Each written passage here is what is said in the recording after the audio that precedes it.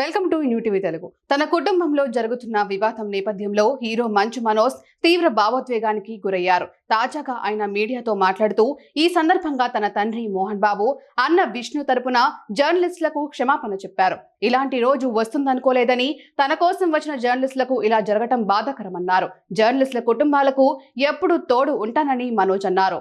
ఆస్తి కోసం నాన్నతో గొడవ పడుతున్నట్లు జరుపుతున్న ప్రచారం నిజం కాదు. నా కుటుంబ సభ్యులను ఏమీ అడగలేదు. ఇంట్లో వాళ్ళ ఆదాయం మీద ఆధారపడలేదు. నా భార్య వాళ్ళ ఇంట్లోనూ ఏమీ అడిగింది లేదు. సొంతగా వ్యాపారం చేసుకొని సంపాదించుకుంటున్నాను.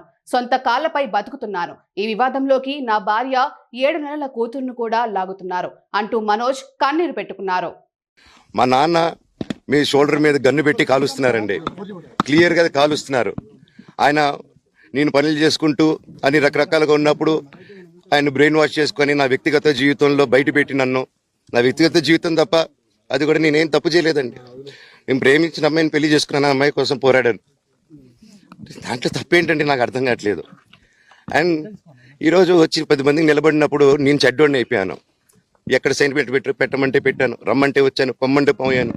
ఎన్ని సినిమాలు చేయమంటే అన్ని సినిమాలు చేశాను.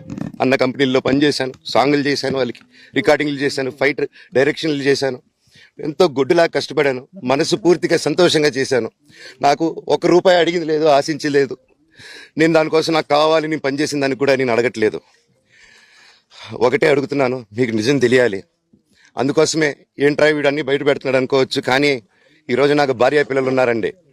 ఈ రోజు నేను నిలబడకపోతే రేపు నా కొడుకు పెద్దోడైన తర్వాత, కూతురు నేను పెద్ద అయిన తర్వాత వాళ్ళకి నేను సమాధానం చెప్పుకోలేను. మా నాన్న దేవుడు, కానీ ఈ రోజు చూస్తున్నది మా నాన్నను కాదు, వేరే వాళ్ళు ఆయనను తప్పుదోవ పట్టిస్తున్నారు. నేను ఎవరిపై దాడి చేశానో సీసీటీవీ ఫుటేజ్ చూపించండి. నేను ఇవాళ పోలీసుల విచారణకు హాజరవుతున్నాను. మిగతా విషయాలు పోలీసుల విచారణ తర్వాత వెల్లడిస్తా అని మనోజ్ చెప్పుకొచ్చారు. మరి ఈ విచారణలో ఎలాంటి విషయాలు మనోజ్ వ్యక్తపరుస్తారో, అసలు గొడవ దేనికి జరుగుతుందో అని అంత ఆసక్తిగా ఎదురు చూస్తున్నారు.